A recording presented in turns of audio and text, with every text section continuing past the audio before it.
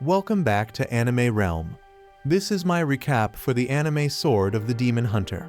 If you enjoy my recaps, please think about subscribing. On a bitterly cold night, Suzu is forcibly dragged through the dirt and thrown into a ramshackle shed by her cruel father, his contempt for her unmistakable. With a voice devoid of warmth, he states outright that he wishes she had never been born. Without a second thought, he locks the door behind him, leaving her to endure the freezing night alone, as if she were nothing more than an afterthought.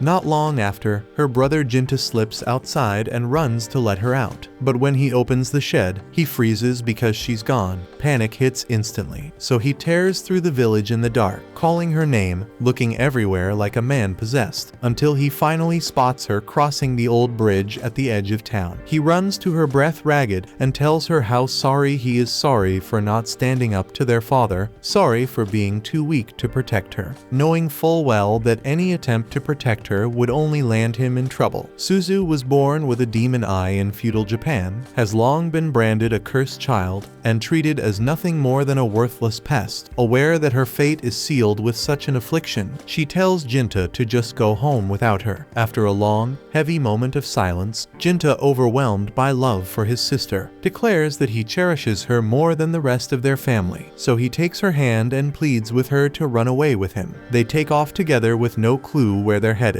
just putting the village behind them. Rain pours harder, and the cold bites deep into their skin. Eventually, Jinta finds an old ruined building, and they crawl inside, soaking wet and shaking, so they huddle close for warmth. Suzu passes out first, and just as Jinta's about to do the same, he notices a man approaching, and hears him say something about taking them in. Next thing Jinta knows, he's waking up on the man's back, still half asleep. Suzu walks silently beside him, holding the man's hand, relieved to see Jinta awake. The man sets him down, and they continue until they reach his village called Kadono, a community largely composed of blacksmiths renowned for forging katanas, all hard at work. The man then escorts Jinta and Suzu to his home, and as soon as the door swings open, his daughter darts out to greet him. Excited yet curious about the two children trailing behind, the man tells her that Jinta and Suzu will now be living with them. He asks his daughter if she's okay with this, and she lights up at the prospect, thrilled to have new friends to play with. She eagerly approaches Jinta and introduces herself as Shiryuki, hoping the three of them will get along splendidly from now on. That night, Jinta can't fall asleep, so Madoharu asks if something's bothering him. He's sitting nearby, cleaning his sword, so Jinta ends up asking if he's a samurai, but Madoharu says he's not. He tells Jinta he's actually a sentinel, and his job is to protect the people and places that matter most. Later, Jinta and Suzu head out to the river where they meet up with Shiryuki and Chitos. On the way back, Jinta brings up Yokazi, Shiryuki's mother, who helped him and Suzu stay in the village. Shiryuki explains that Yokazi isn't just her mom. She's the shrine maiden of Itsukihime, chosen by a fire supreme being, and no one's allowed to see her except the village chief and her sentinel, who also happens to be her husband Madoharu. The next morning, Jinta trains with Madoharu, but since he's still a rookie with the sword, he keeps getting knocked to the ground without even landing a hit. Madoharu doesn't go easy on him either, but tells him that if he keeps training, he'll get there eventually. Years go by, and Jinta ends up becoming the new sentinel for the shrine maiden. Now he's sitting in a meeting with the village officials and the maiden herself. She stays hidden behind a curtain as usual, and once the meeting begins, she starts by praising Jinta for how well he's handled recent demon threats. Jinta keeps it humble and says he's just doing his job. The last demon he fought had taken on human form and tried to sneak into the village. One of the officials starts looking uneasy after hearing that, and the others ask Jinta if he knows why a demon would try to do something like that. Someone suggests that the demon might have been after the shrine maiden, since there's a legend that says if a demon eats a maiden's liver, it becomes immortal. But it could also be after the Yore sword. That blade's been passed down through shrine maidens for generations, and it's a major artifact, so it would make sense that demons would target it too. One of them adds that the Yore was forged by one of the most skilled blacksmiths in recorded history, and it's rumored to have mystical powers sealed inside. If demons are truly after it, then things could get real bad for the village. so the chief tells everyone to stay alert. But Kiyomasa doesn't seem worried at all. He says there's nothing to be afraid of since both he and Jinta are guarding the maiden. But then he throws a jab and says he doesn't think Jinta's cut out for the job.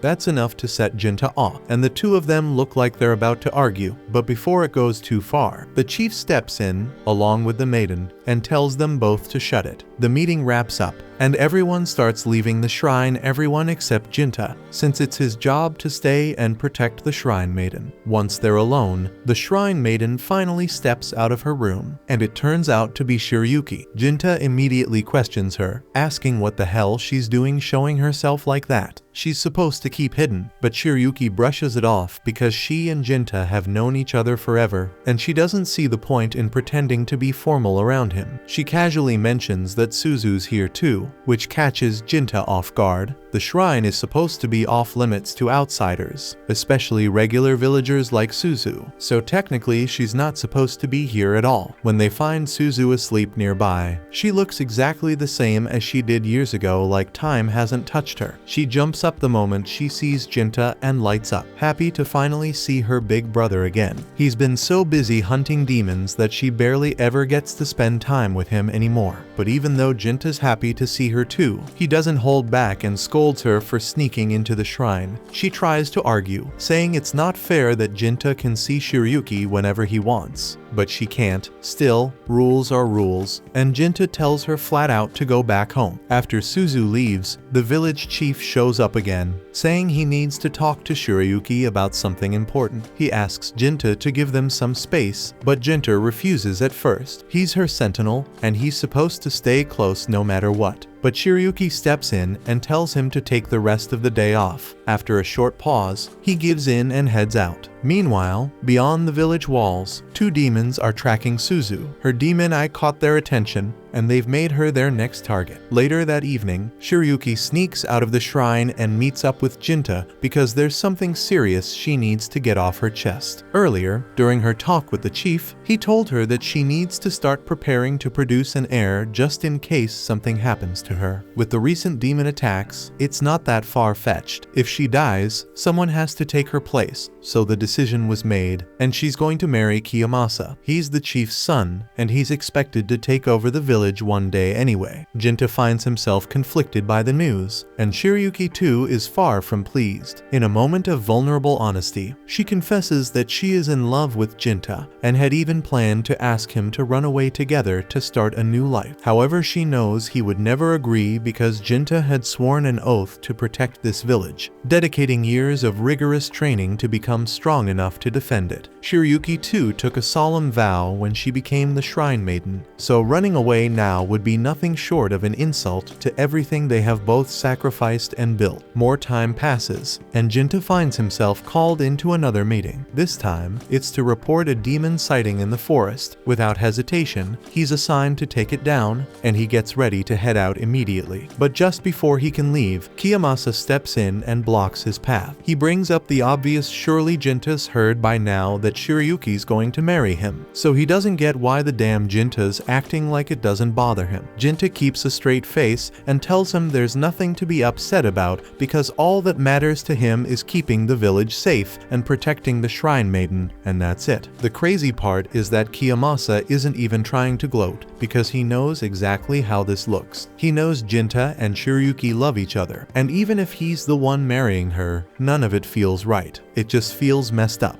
But Jinta doesn't flinch because he's already made his choice, and without another word, he turns and leaves the village to handle his mission. Deep in the forest, it doesn't take long before the demon shows itself. It's a massive brute, and it comes at him fast. But before things kick off, Jinta asks if it's working alone because the report said there were supposed to be two. The demon Duga grins and says his partner had something else to take care of back in the village. That's not good, but Jinta has no choice but to deal with this one one first. He charges in and lands a brutal swing, slicing straight through one of the demon's arms. But instead of screaming in pain, Duga just backs up and laughs. He picks up the severed limb like it's nothing and tells Jinta he's impressed because not many people can land a hit like that. Meanwhile, back in the village, Suzu comes face to face with the second demon Taumi. She freezes on the spot, absolutely terrified, but Taumi just smiles and tells her there's no need to be afraid because after all Suzu's a demon too, just like her. Suzu immediately denies it and refuses to believe it, but Taumi can see right through her. She figures out fast that Suzu's unwavering love for Jinta must be preventing her from fully embracing her demonic nature, a notion that she finds both ironic and oppressive, as it implies Jinta has showered Suzu with so much affection that it stunts her transformation. Suzu loves Jinta more than anything, so hearing Taumi say that makes her feel calmer. She starts to relax a bit, and now that she isn't so scared anymore, Taumi makes her offer. She asks Suzu to join her, to use her power and help out. She promises she won't hurt her, and since everyone knows demons can't lie, she says Suzu can trust her. But Suzu shakes her head because she knows that even if Taumi means what she says, helping her might lead to Jinta getting hurt, and that's a risk she can't take. Taumi frowns, but she doesn't give up. Instead, she changes tactics and shows Suzu a vision. In the vision, Suzu sees Shiryuki undressing and preparing to do the wild deed in the shrine, and that this shit sight makes Suzu's stomach turn not because of what she's doing, but because it's not Jinta doing it with her. And that's what really guts her. She turns to Taumi, shaken, and asks if the vision she saw was real. Taumi explains that her ability lets her see into the future, and she can project those visions into someone else's mind, which is exactly what Suzu just experienced. But if she still doesn't believe it, Taumi says she's more than willing to take her to the shrine right now, so she can see the whole hot show with her own eyes. Meanwhile, out in the woods, Jinta is still locked in combat with Duga. But before they clash again, he stops and demands to know why demons attack humans. So Duga replies simply that each demon has a purpose, and his purpose is to stall Jinta. Endowed with the power of assimilation, Duga can consume other demons to acquire their abilities and even reshape his own body at will. Jinta doesn't have time to sit and chat, so he launches forward, determined to end the fight in one strike. But as soon as he moves in, Duga smashes his arm clean off, and when Jinta tries to counter by aiming for the neck, Duga bites down on the blade and shatters it in one snap. It should have been over, and Jinta should have died right there. But at the last second, Jinta grabs a shard from the broken sword, and with all the strength he has left, he slams it straight into Duga's heart. In a surprising twist, Duga accepts his defeat with a grim sort of satisfaction, and he reveals that his partner demon possesses foresight, having seen 170 years into the future, and according to her vision, the mightiest demon of all time resides here, a revelation that makes Jinta suspect she's referring to Suzu. But before he can move, Duga says he's got one last parting gift for him. Suddenly, his severed arm springs to life, grabs Jinta's head, and squeezes it tight until he blacks out. Back at the shrine, Kiyomasa is already on top of Shiryuki. All he needs to do is finish the job, get her pregnant, and secure the heir. With Jinta off on his mission, it's the perfect time. Otherwise, the poor guy would have had to sit outside and listen, while Shiryuki moaning from inside the shrine. And as messed up as it is, Kiyomasa already feels guilty enough. But before any damn thing can happen, the curtains rip open and Taumi appears,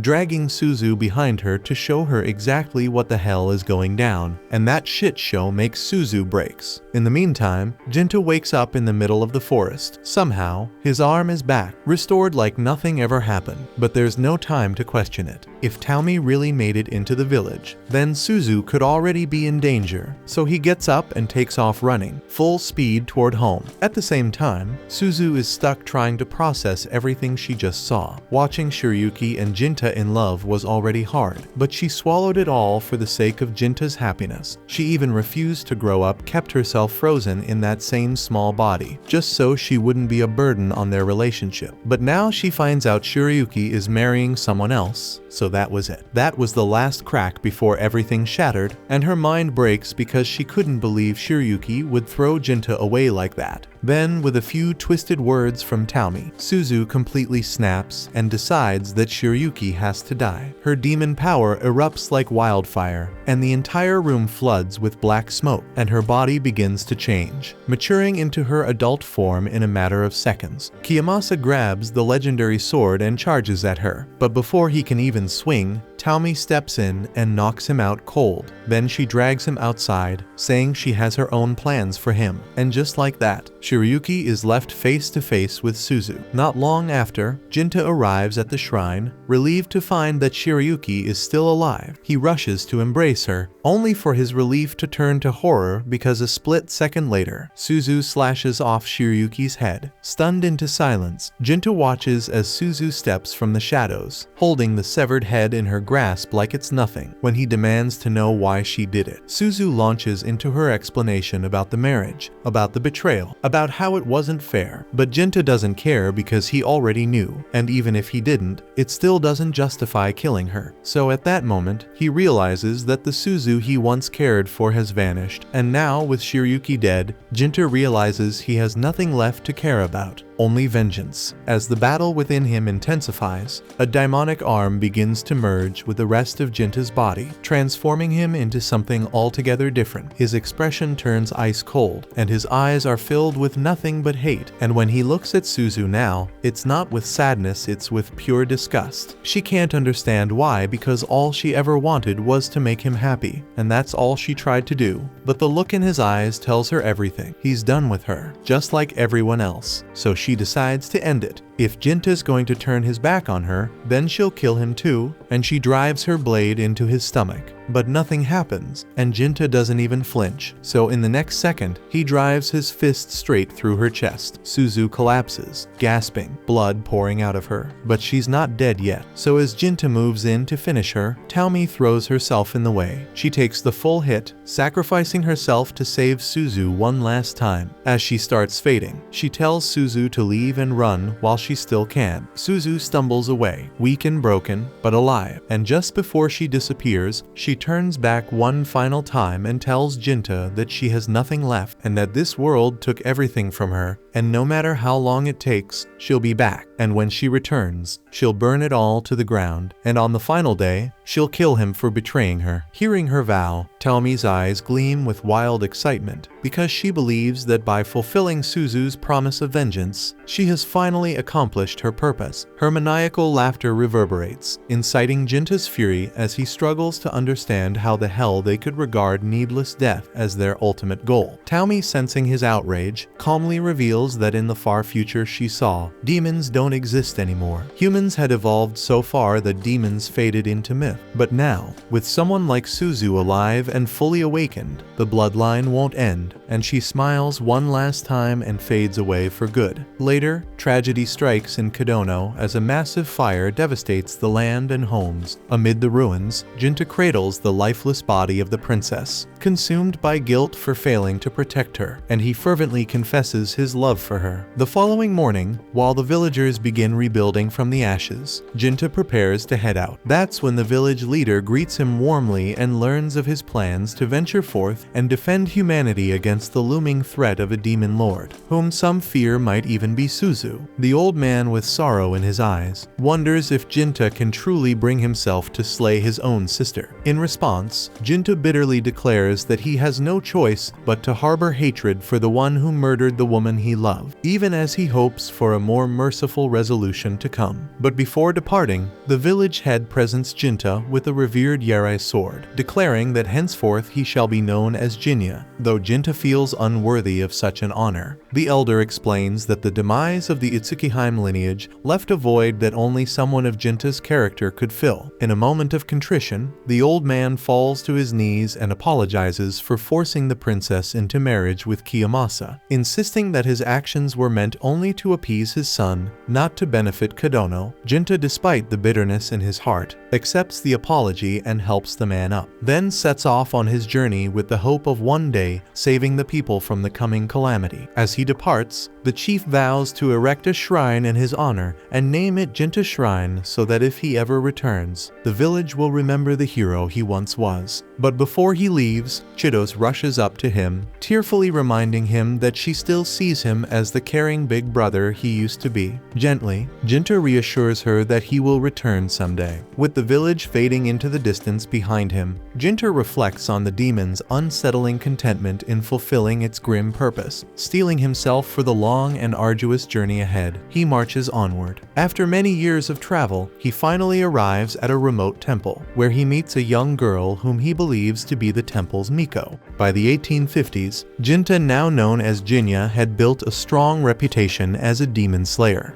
One day, he's summoned by a wealthy man for what seems like a major assignment. The man introduces Jinya to his assistant Zenji, and tells him that if he needs any more info, Zenji's the guy to ask. After that, the man steps out, leaving the two of them alone. Zenji then greets Jinya politely and asks how much he's been told already. Jinya says the man already gave him the rundown about his precious daughter Natsu, and how he's worried about some demon that's been lurking around lately. But apparently, there's a bit more to it. Jinya's actual role is going to be serving as Natsu's personal guard, because ever since she hit 13, she's been hearing some creepy voice outside her room at night. The demon keeps saying creepy stuff like "return my daughter to me," and now she's terrified it's going to snatch her.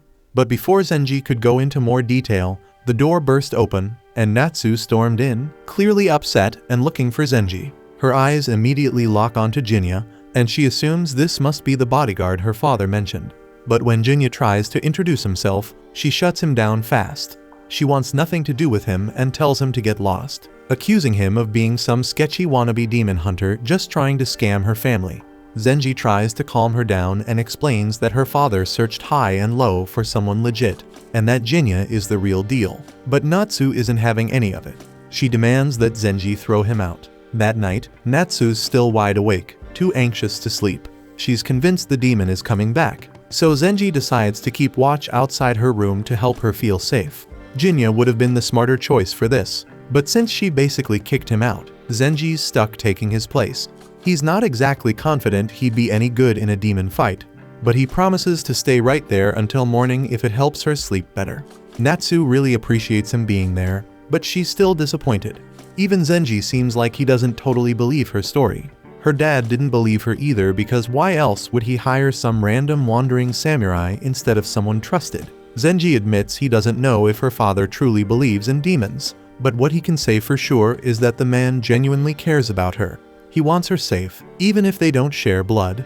Right then, Natsu hears that same creepy voice again, and that damn voice makes her almost piss herself. She panics and pleads with Zenji to do something, but the second he lays eyes on the demon, he's just as shaken as she is.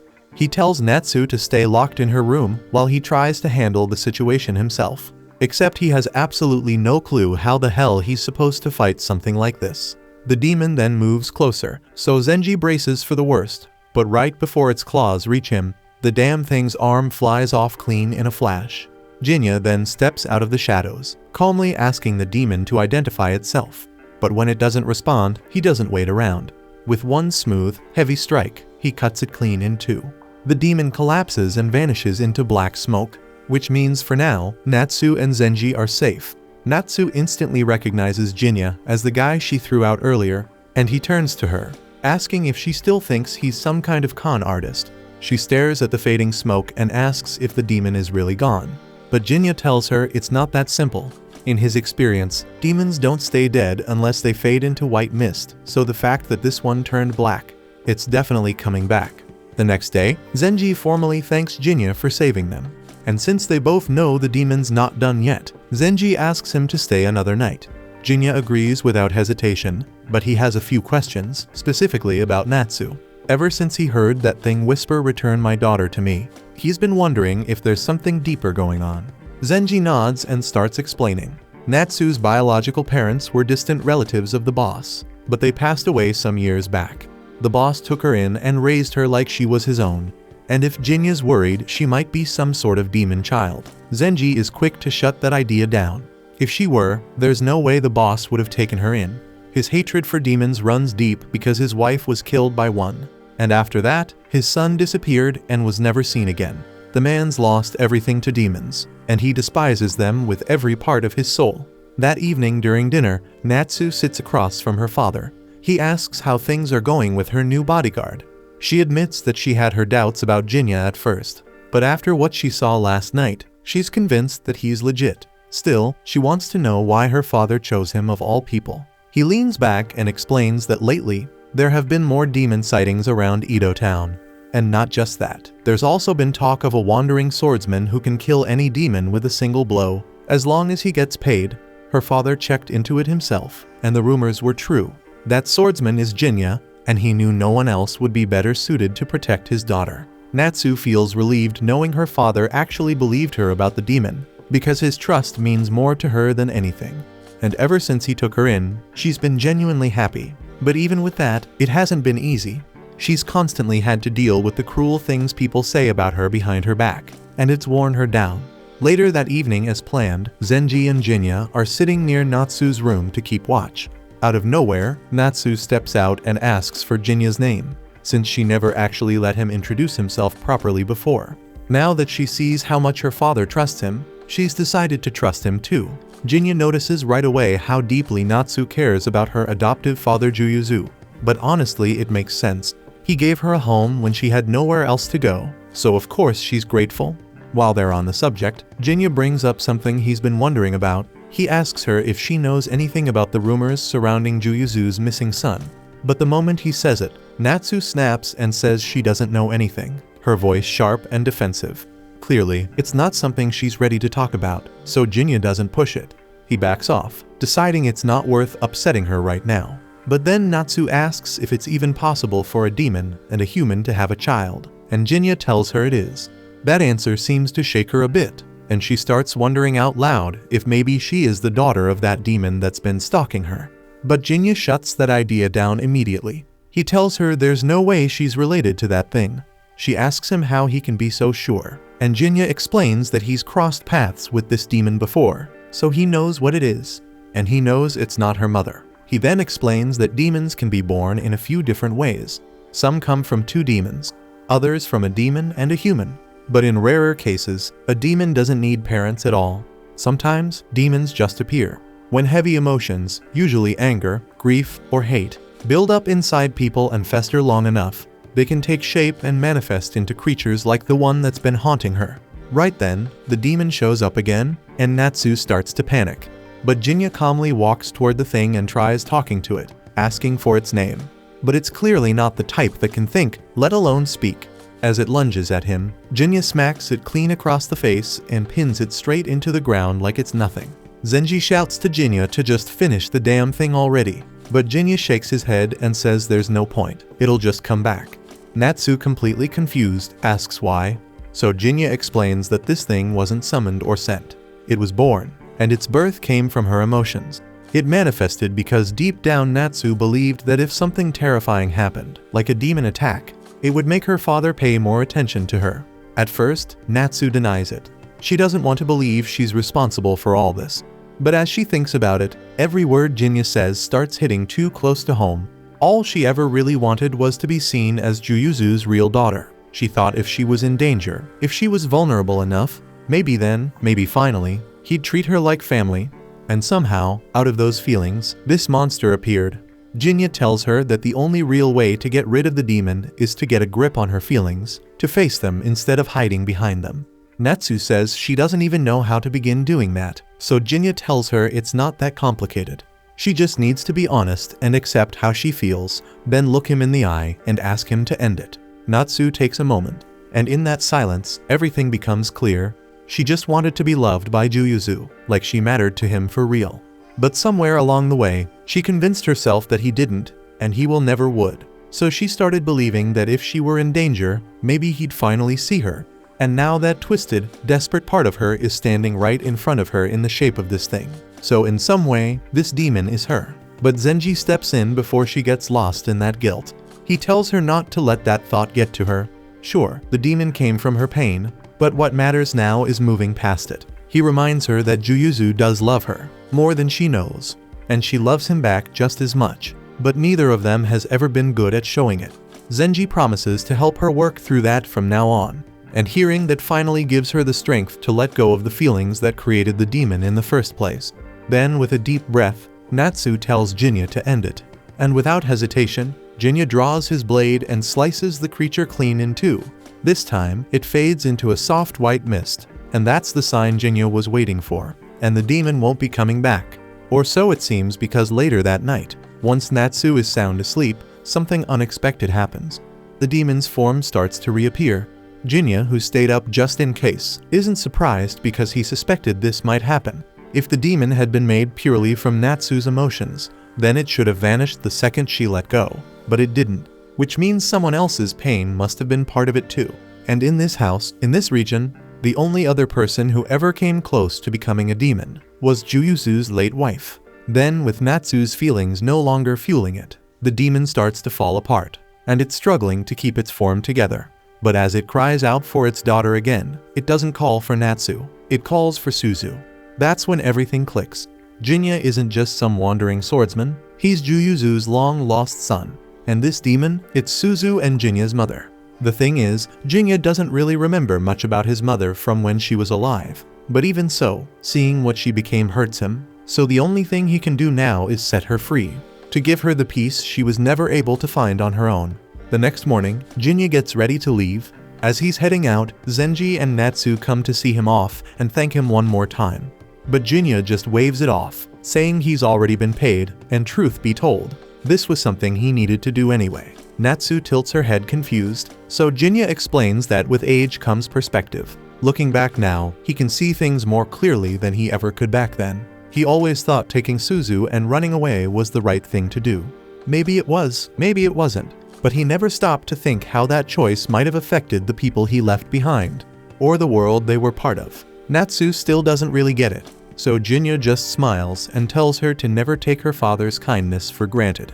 He then turns around and walks off, and a short moment later, Juyusu steps outside.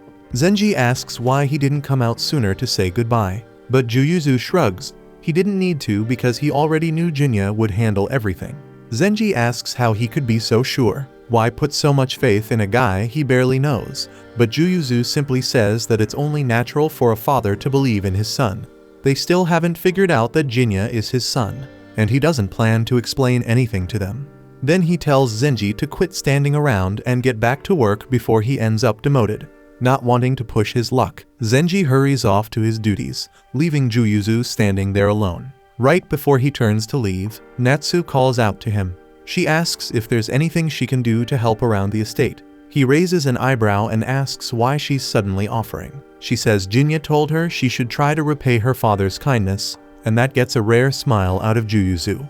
It means a lot to him to know that Jinya still sees him as someone worth respecting. But he gently tells her that she doesn't owe him anything, because the best thing a child can ever do for a parent is live a good, happy life. He then goes inside, leaving Natsu so happy by his words, but she still wants to help around, so she goes after him.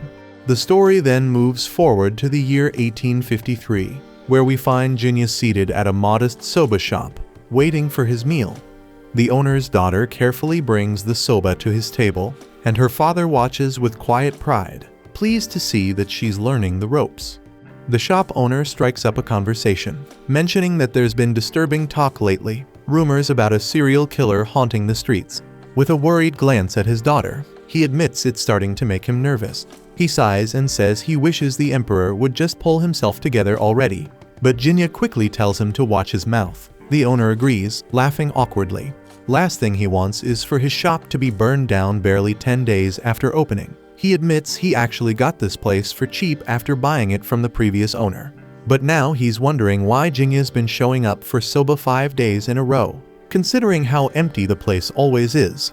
His daughter warns him that he's probably going to scare off the one customer they do have, but the owner waves it off, saying they're just making small talk. Then he turns to Jinya and asks how the soba tastes. Jinya gives it a straight answer. It's not bad, just plain.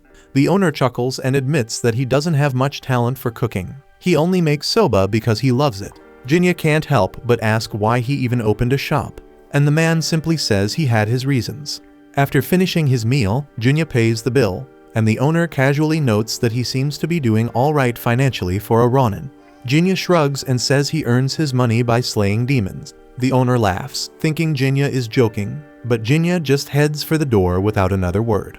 Before he can leave, the owner stops him and brings up something strange. According to the rumors, this so-called slasher doesn't use a sword. Every body they've found so far has been torn to shreds, completely mangled. What's worse is the numbers don't line up. More people have gone missing than bodies recovered. So folks are starting to believe it's not a human doing this. They're saying it has to be demons. Jinya asks where these incidents usually happen, and the owner tells him the sightings have been around the Edobashi area. As Jinya steps out, the daughter calls out to him, asking him to be careful, but he simply replies that he's not a kid.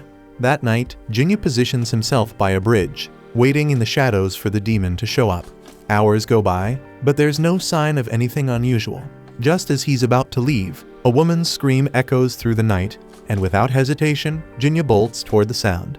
When Jinya arrives at the scene, he finds several mangled corpses sprawled across the ground, but no sign of the demon. He glances around, confused because he definitely heard a woman scream, but there's not a single woman in sight. As he begins scanning the area more closely, something invisible lashes out at him, but Jinya barely dodges in time. The invisible demon strikes again, and this time, Jinya manages to block the blow. But before he can retaliate, the demon vanishes and reappears behind him, landing a hit that cuts him.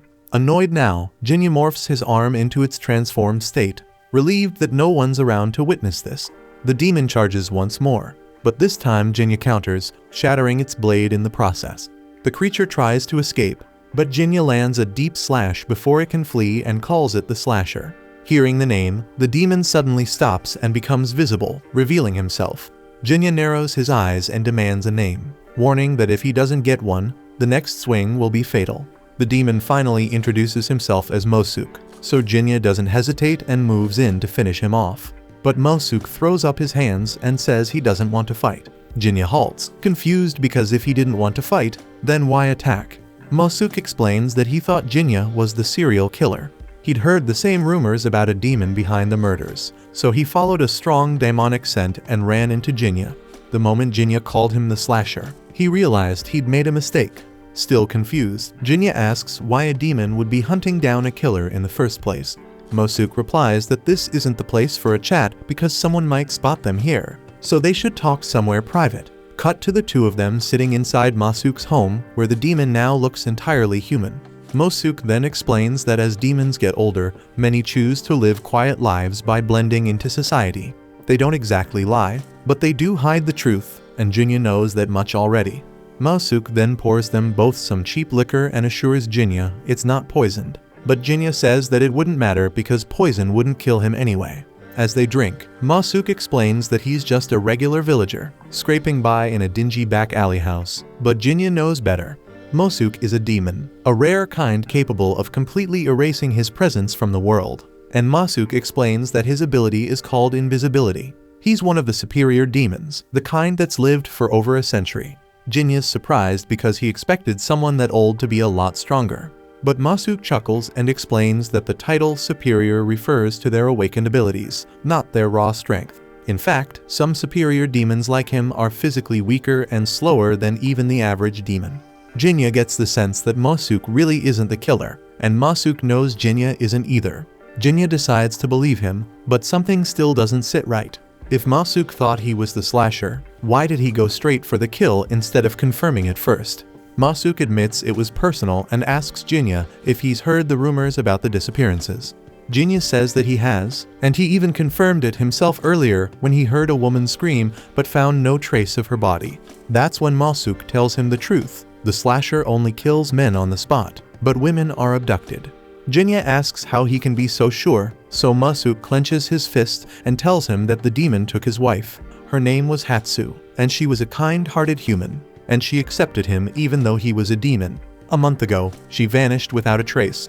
10 days later, her body washed up by the Kanda River. The officer he spoke to said she'd been horribly violated before she died. Mosuk's voice shakes as he talks. Hatsu was a bright light, sweet, sociable, and the only one who ever looked at him with genuine love. And she didn't deserve what happened to her. Mosuk admits he's never cared much for humans, but he loved her with everything he had. Now, all he feels is rage. pure hatred for the thing that took her from him in such a vile, unforgivable way, and he swears that he'll get revenge, so he asks Jinta to step aside, to leave the killer to him. But Jinta refuses, so Masuke asks why, and Jinta simply tells him that it's his job to slay demons. Masuke gets it, so in that case, they'll do this together. But when they find the slasher, he wants to be the one to finish it. That's when Jinta stops him and asks if revenge is really what he's chasing. Masuke stares at him for a second, then asks if he doubts him. Jinta says no, it's not about doubt. But no matter who's behind this, human or demon, someone's life is going to be taken. So you need to be sure you're ready to carry that weight. Masuke tells him demons don't lie, not even to ourselves, and that goes for how we feel too. And with that, Jinta agrees that they'll handle this together. The next night, we see the two of them scouring the city, gathering information about the slasher. They question everyone they can, but come up with nothing. It's frustrating, and they're not exactly thrilled about their lack of progress, but they know they'll have to keep pushing. Later on, the two of them are back at Masuke's place, sharing some sake, and Masuke decides to ask Jinta a question that's been on his mind: why does he hunt his own kind? Jinta says it's mostly for the money, and there's no shortage of humans who hate demons, and they're willing to pay a pretty sum to see them wiped out. Masuke figures there's more to it than that though, because he doesn't see Jinta as the kind of guy who kills without reason, so he presses him about the real reason. Jinta leans back and says it's also about power because he's on a mission to stop a certain demon. And that surprises Masuke because Jinta did say that he wants to stop it, not kill it. Jinta then tells him that he was born human, but after he watched a demon murder the woman he loved, something in him broke, and he turned into what he is now. That's why killing demons who threaten humans feels so natural to him. Masuke is stunned because even after all that shit, Jinta still wants to spare the one who destroyed his life. Jinta says he won't know what to do until the day he finally faces that demon. Until then, he needs strength first. Masuke admits it's a lot to unpack, but Jinta just says that he is being spineless. Then Jinta turns the question around. Once Masuke gets his revenge, what's he planning to do? Masuke goes quiet for a second, then says he never wanted any of this, and the only reason he tried living like a human was because he hates violence, and he never wanted to be hunted by humans. Also, he never wanted to fight other demons either because all he really wanted was a quiet life with the woman he loved. He says once this is over, he's going back into hiding. He'll tend to Hatsu's grave, and that'll be the end of it. Jinta then remembers something Masuke said earlier about him, that he's not the kind of person who does things without a good reason. But that's not true because he is carrying a mindless hatred for his sister. The next day, we see Jinta back at the usual soba shop, quietly eating his lunch. The owner's daughter walks over and casually asks if he's had any luck tracking down the slasher, but he tells her that things aren't going so well. The owner then grumbles that making a living is damn near impossible these days. Jinta agrees, then nods toward the girl and says that with a cute waitress like Afu, they should be packed by now. But maybe people in Edo were just too busy to notice, so the owner smiled, glad someone thought his daughter was beautiful. Jinta says with confidence that 8 out of 10 people would probably agree with him, and the owner grins, telling him he's got good taste. But Afu quickly steps in and tells her father not to get ahead of himself. He reminds her loudly that she's never even had a relationship before, saying maybe this is a good chance for her. Embarrassed, Afu cuts him off, asking him not to put Jinta on the spot. She tells him not to worry because she'll leave the nest when the time is right, but for now, she just wants a little more time to be his daughter. Her father quiets down, understanding what she means. She then turns to Jinta with an apologetic smile and says sorry about all that, but Jinta doesn't mind one bit. In fact, he says she's lucky to have a father like that. She's proud of her old man, but it makes her wonder what Jinta's father was like. He explains that he has a younger sister, but their father never treated her right, said she didn't belong in the family and beat her for things she couldn't control. That's why Jinta took her and ran away from home, but it was a long time ago. She gently asks him if he hates his father for that, but Jinta says no, and he gets it now why his father acted the way he did. It doesn't make it right, but he understands. Later that night, Jinta is once again out patrolling with Masuke, searching for any signs of the slasher. But the trail is cold and nothing so far. Masuke mentions that there haven't been any new sightings recently, so there's no point in wandering around blind. Just then, he notices a figure standing by a tree, and it turns out to be Afu. Jinta tells him she's the daughter of the soba shop he always visits, and Mosuke quietly notes that it's not safe for her to be out this late. So Jinta nods and starts walking toward her. She then looks up and asks what he was doing out there by himself. But then Jinta notices that Mosuke has already turned invisible again and tells him quietly to escort her just in case, because if the slasher really is still lurking, it'd be bad if she ran into it alone. Jinta then asks Ofu what she's doing out here at this hour. She smiles and says she was just out admiring the cherry blossoms, but Jinta points out these aren't cherry blossoms, they're willows. She laughs a little and gently corrects him, saying that these are called snow willows. Technically, they aren't true willows, and they're not quite cherry blossoms either. They just resemble willows in how they hang, but they belong to the same family as cherries. So basically, it's not a cherry blossom, and it's not a willow. It's a little bit of both, and yet neither. Jinta looks at it for a moment and says it's a pitiful kind of plant. But Ofu disagrees, and she thinks it's beautiful. Even if it doesn't perfectly fit into either category, it still blooms lovely flowers every year. She doesn't know what the plant feels exactly, but if it were really sad and empty, it wouldn't keep blooming the way it does. So no, it doesn't need his pity because it'll keep blooming every spring, no matter what people call it, and that's just how it lives. Jinta looked at the flower again and realized she was right. That really was its way of life. He then tells her they should head back because her father's probably worried sick by now, and she nods. As Ofu and Jinta strolled to her place, Ofu mentioned that he seriously needed to chill more often. He raised an eyebrow, wondering if he really seemed that wound up, and she shot back that yeah, he totally had that broody, overthinking energy, always pushing himself past the limit. He couldn't argue with that, and he admitted she might be right. His whole life revolved around one damn thing, the purpose he was born to carry out. She has no idea what this purpose even is, but she tells him he should ease up once in a while. Life's gotta be dull if all he does is chase after some goal non-stop. Still in his mind, that's all he's got. And he tells her flat out that he can't take her advice, not even if he wanted to. A second later, she notices some flowers along the path and stops to admire them, pointing out that they're winter daphnes. She explains that these blooms start budding in the fall and tough it out through winter, only to bloom come spring, so that bloom means spring's officially arrived. She then points to another patch, and when she tries to tell him what kind they are, he tells her that they're chickweed. He mentions that boiling chickweed stalks makes a great stomach remedy. Back in his village, it was a go-to cure, especially for a childhood friend of his who loved sweets so much that she'd always end up with stomachaches. Ofu laughs, saying that girl sounds like a fun one, and he admits he was always dancing to her rhythm. Hearing that, Ofu starts to think there's more to his story than he lets on. He enjoys soba, he stops to admire flowers, he holds on to warm memories from the past. Clearly, he's more than just someone chasing a purpose. She gently tells him that being so locked in on one goal is blinding him to the rest of the world. She asks him to slow down sometimes, take a moment to live in the now. If he does, she's sure he'll see things he's never noticed before. Not long after, they arrive at her house and notice that the lights are still on, so Jinta realizes her dad must have stayed up waiting for her. She then thanks him for walking her home, and as she turns to leave, he asks if she'll teach him more about flowers sometime, but next time preferably while the sun's still out. She smiles and agrees, then heads inside. That's when Mosuke turns off his invisibility and comments that Ofu seems like a good woman. Jinta nearly jumps, completely shocked that Mosuke had been tailing him the whole time.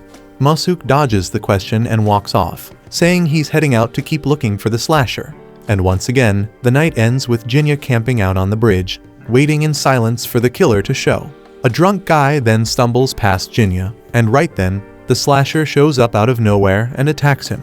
The woman behind them drops to her knees in shock, and that's when Jinta finally gets a good look at the slasher for the first time. It lunges at him, but he blocks the strike, and the girl, still in disbelief, starts to panic. Jinta warns her to stay put if she wants to stay alive. Then he moves the fight away from her to keep her out of harm's way. But the slasher sees an opening and tries to circle back and go after the girl. Before it can get close, Mosuke jumps in and pulls her to safety, while Jinta follows up with a counterattack. Realizing it's completely outmatched, the slasher decides to bail and shoots off into the air to escape. After it's gone, Jinta apologizes to Mosuke for letting it slip away, but Mosuke brushes it off, saying it was tougher than he thought it'd be. Still, he's going to track it to find out where it's hiding. Jinta tells him to be careful and keep his distance, and Masuke nods, assuring him he has no plans of dying anytime soon. He takes off after it, and once he's gone, the girl behind Jinta asks for a hand getting up. He helps her up, and she gives him a look, saying his grumpy attitude really takes her back. She wonders if he still remembers her, and when he looks closer, he realizes it's Natsu. She's happy he still recognizes her, and he points out how much she's changed. It's been 3 years after all, and she's surprised that he hasn't aged a bit. He jokes that he's immune to aging, and she laughs it off like he's messing with her. Curious, he asks what she's doing out here this late, and she explains she was heading home after dropping off a delivery to one of their regular customers. He notes again how different she seems. Her smile looks more natural now, and she tells him that just proves she's not a kid anymore. Right then, Zenji shows up and teases her, saying she's not quite an adult yet, which clearly catches her off guard. He then spots Jinta and instantly jumps to conclusions, asking if the two of them are wrapped up in some kind of romance. Jinta quickly shuts that down, telling him Natsu just got attacked by a serial killer. Zenji then notices the body nearby and totally freaks out. He suggests they call for the authorities, but Natsu says that won't help because this was the work of a demon. Jinta confirms it, saying it's the same demon he's been chasing for a while, and Natsu just got caught in the crossfire. So Zenji then jokes that Jinta really has a habit of surrounding himself with demons, and Natsu turns to ask how he's making a living these days. He told her he was still working as a demon-slaying Ronin, and if she ever wanted to see him again, she could find him at a soba shop in Fukugawa called Kihei. He even offered her a discount if she stopped by. Since her escort was already here, he figured it was time to go, but before parting, she thanked him for saving her life. As Jinta was walking off, Zenji called out one last piece of advice. If Jinta was still looking for demons, he might want to check out Teramachi Temple. The place had been abandoned ever since the head priest passed away, and locals were saying they'd been hearing a woman's voice echoing from inside. Rumors were spreading that something unnatural might be living there. Meanwhile, Masuke is still tracking the demon through the streets, but he ends up losing it. Just then, a woman's scream cuts through the night, and he rushes toward the sound, only to spot the demon carrying someone. It instantly reminds him of his wife Hatsu, and the rage he's been holding in finally explodes. He chases the demon all the way to Teramachi Temple, slips inside using his invisibility, and what he sees in there leaves him shaking with fury. The demon is devouring the woman it just kidnapped, swallowing her whole, bones and all. That's it. Masuke can't hold himself back anymore. He charges in, dead set on ending the thing, convinced it's the same one that murdered Hatsu. But the demon senses him coming and tears into him with its claws, shredding his gut open. Then it calmly goes back to its meal, chewing through the woman's head while Masuke lies on the ground, bleeding out and wondering if this is how he's going to die, pathetic and empty, without even getting his revenge. Eventually, the demon leaves, and not long after, Jinta shows up. He spots Masuke barely hanging on and kneels beside him. Masuke manages a weak grin, joking that he really made a mess of himself. Jinta asks if he found the demon, and Masuke confirms it, saying it was here, eating women alive. It's the same monster that took his wife. Jinta is stunned to hear that, especially about the eating part. Then Masuke makes one final request. He asks Jinta to avenge him, and hands him a sword forged in Kadono, saying it'll slice through any demon like butter. Jinta promises to do just that, but in return, he asks Masuke to lend him his power. Masuke is relieved and grateful, even that he can still help Jinta one last time, even if it's with his dying breath. Jinta then absorbs Masuke's power, and as he does, he catches a glimpse into his soul. He sees that Masuke had spent most of his life running from demons, constantly looking over his shoulder. But when he finally settled in this town, he began living like a regular human, and for the first time he found peace. Eventually, he met the woman who would become his wife, and over time, they fell in love. When things got serious, he came clean about his true nature, revealing that he was actually a demon. But instead of running away, she looked him dead in the eye and told him she loved him, so human or demon, it didn't matter to her. After seeing that, Jinta finishes absorbing Masuke's power and quietly promises to carry out his final wish. Some time passes, and we see the demon dragging another woman into its hideout and starts feeding. As it eats, it starts recalling the day it first became self-aware. It had already been born into this grotesque demonic body. From the beginning, it had this instinct, this need to kill men. That urge was the only thing it understood at the time. Since then, it had been searching for something. It didn't know who or what it was looking for, just that it needed to go home. But it didn't even know where home was. The only thing it was sure of was that it couldn't return in its current state, so it kept abducting women. It believed they carried something its body lacked. That's why it devoured them, so it could consume what was missing and finally find a way back. Back in the present, the demon continues its feeding frenzy when suddenly, Jinta shows up. He's surprised the creature would come back here after its lair was exposed. Without hesitation, he attacks using invisibility, slicing off one of its hands in a clean strike. The demon lashes back, but Jinta dodges every blow, keeping just out of reach. It bolts across the temple, trying to go on the offensive, and Jinta admits that its power is kind of a pain to deal with. But this time, he is armed with Masuke's power. He dodges every strike again, then drops his invisibility, and lets the demonic aura in his arm flare. He then tells the demon that he's going to end him by using the gift Masuke entrusted him with. Jinta then charges in, vanishing at the last second, and in one clean motion, takes its head off. The demon is still clinging to life, gasping in pain, and Jinta walks up to it, demanding an answer. He asks why it left Masuke's wife's body untouched when it devoured every other woman it captured. If it really was the killer Masuke was hunting, then why didn't it consume her completely? The demon starts crying, saying it needed a body. It couldn't go home without one. Jinta doesn't understand what it's talking about, but he remembers the question the demon asked him earlier if he feasts too. He tells it yes, he does. Except he feeds on demons, the same way it fed on women. Now, he's going to consume its power. As he absorbs the demon's strength, he realizes its ability is called Dart, a temporary speed burst that lets the user kick through the air and accelerate instantly. It's a solid ability, one he's sure will come in handy. But as he consumes the demon, he ends up seeing into its soul. He sees Hatsu, Masuke's wife, being violated by two men while they're laughing, before tossing her into the river like trash. As she sinks, her final thoughts are about going home. But she refuses to return in a body that's been defiled.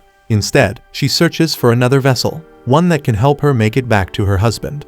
That's when she spots a nearby demon.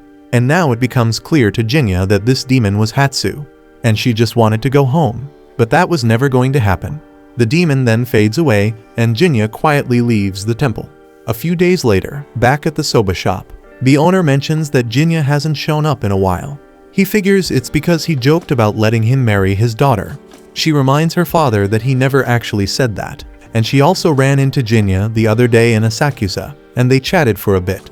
He told her he'd stop by once he was finished with his current job. The owner thinks that the job might already be done because word around town is that the slasher disappeared, and the killings have stopped. But she tells him Jinta mentioned he's still got demons to hunt. Somewhere else, those same two men who violated Hatsu are wandering the streets late at night. They start talking about finding their next victim, laughing about how the last one cried out for her husband as they dragged her under. But then they see Jinta. He steps forward without a word and cuts both of them down in a single strike. Looking down at their bodies, he says nothing, just hopes that Masuke can finally rest in peace, now that Hatsu's been avenged. Then he walks away. We then see a young girl softly singing a chilling melody, her voice wrapping the air in an unsettling, ghostly vibe, and she falls silent the moment the last note fades. Right after, the focus shifts to a samurai making his way toward Ofu's soba shop, and just as he reaches the entrance, he witnesses someone confusing him for someone he's looking for. As he tries to approach that person, he accidentally crashes into Natsu, who immediately panics upon realizing she just collided with a samurai, apologizing profusely. He doesn't take it personally though, and he apologizes as well, admitting that he should have been paying more attention. The owner of the shop then steps in to reassure Natsu, telling her not to worry, because this man is Naotsugu Miura.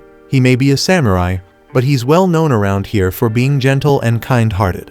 The next morning, we find Naotsugu sitting in the shop again, quietly staring at his soba. But the owner notices that he looks troubled. Curious, the owner asks him what's on his mind, and Naotsugu admits that something has been bothering him. The owner offers to hear him up, and Naotsugu confides that it's about his older brother. The owner is shocked to hear this, since as far as he knows, Naotsugu is the heir to the Miura family, so there shouldn't even be an older brother. But Naotsugu is completely sure he once had an older brother and asks Ofu if she's ever heard of him. revealing that his name was Sadanaga Miura. Afu says she hasn't, and Naotsugu expected as much. Since nobody seems to remember his brother, not even his own damn family, he started questioning his own sanity, but the owner tries to lighten the mood. Afu then chimes in, saying she knows someone who might be able to help, and her father adds that the guy's a regular customer too, and he has a habit of poking his nose into all kinds of strange cases. Naotsugu wonders aloud if the man might be some kind of diviner or shaman, which makes Afu and her father burst out laughing. They explain that he's nothing that fancy, just a ronin who for some reason goes around solving bizarre incidents for a price. The owner adds that although he can come across as intimidating, he's actually very kind, with some funny quirks. He drops by the shop every single day just to scarf down their soba. And right on cue, Jinya steps into the shop. Jinya places his order as usual, and as he eats, the owner jokes that he must really love their soba if he keeps coming back every day. But Jinya casually replies that it's nothing special, he's just grown attached to the taste. Afu then comes over to pour Jinya a refill of tea, and he notices that she's gotten a lot better at waitressing. She's happy to hear the compliment, and asks him what progress he's made recently. Jinya tells her all about the different flowers he's been learning about lately. He admits that plants are surprisingly fascinating, and now he can't help but notice all the flowers blooming by the roadside. Hearing that, she smiles and tells him that since they've already covered all the seasonal plants, it's time for her to start teaching him about mythological flowers next. Just then, Naotsugu interrupts their conversation. Naotsugu says that he heard Jinya is someone who deals with rumors of demons and other weird phenomena. Jinya confirms that's true, and Naotsugu asks if he could possibly help him solve a mystery. But Jinya refuses, saying that his specialty is limited to demon slaying, and unless demons are involved, he's not going to be much help. Naotsugu seems to understand but leaves looking pretty disappointed. After he's gone, the owner asks Jinya if he could reconsider and lend Naotsugu a hand. He explains that Naotsugu is looking for his missing big brother, and he's been worried sick about it. Afu chimes in too, urging Jinya to help, and after a moment, Jinya agrees since he does owe them both a favor. He's still curious though why they care so much, and the owner just laughs and says it's because Naotsugu is one of their rare regulars. The scene then shifts to Jinya running into Natsu at a little tea stall, and she's surprised to bump into him there. She orders some tea and a matcha while he sits down nearby. While waiting for her food, she asks him if he likes matcha, and he says he does. Her order soon arrives, and while she's eating, Jinya casually asks her when she and Zenji are finally getting married. Natsu almost chokes on her food, stunned by the question, and demands to know where that came from. Jinya reminds her that she's 16 now, and that's usually considered marrying age. She admits that's true, but she immediately adds that she could never marry Zenji, since he's always been more like a brother to her. She explains that while her father might have some prospective husbands lined up already, he also told her she's free to choose her own path. From a practical standpoint, she figures her father would probably prefer if she married someone like a samurai or a merchant for business reasons. Curious, she then flips the question back at Jinya, asking him what he thinks about marriage. He shrugs and says that nobody would ever want to marry a weird ronin like him, who doesn't even have a stable job. Natsu agrees with a laugh, but she also says that eventually everyone has to settle down at some point. She then asks him how old he is anyway. When he answers that he's 31, she's genuinely surprised to find out he's older than Zenji. She then leans in a little closer, studying him with curiosity, and points out that he doesn't really look that old, asking if he has some secret to staying young. Jinya simply says he has no idea, brushing it off. He then stands up, saying that he has work to get back to. Natsu wonders if it's another demon hunt, and he confirms it is. She questions why he's so fixated on hunting demons, when with his sword skills, he could easily land a much more stable job. But Jinya doesn't have a real answer for her. He admits that even he isn't sure why. Still, if he had to give her a reason, he says it's simply the only path he knows how to walk. Natsu smiles, telling him that he usually comes across as so dry and detached that she sometimes wonders if he even cares about anything. But hearing him open up, even just a little, shows her that deep down, he's just a regular guy with worries like anyone else. She laughs and tells him to stop speaking to her so formally from now on. With that, she bids him goodbye, playfully warning him not to brood too much, or else he's going to end up with permanent wrinkles on his forehead. The scene then shifts over to Naotsugu's home, where he is getting ready to leave. His mom sees him off and immediately guesses that he's heading out to search for his brother again, and his silence says it all. She reminds him once more that he's the sole heir to the Miura family and insists he never had an older brother.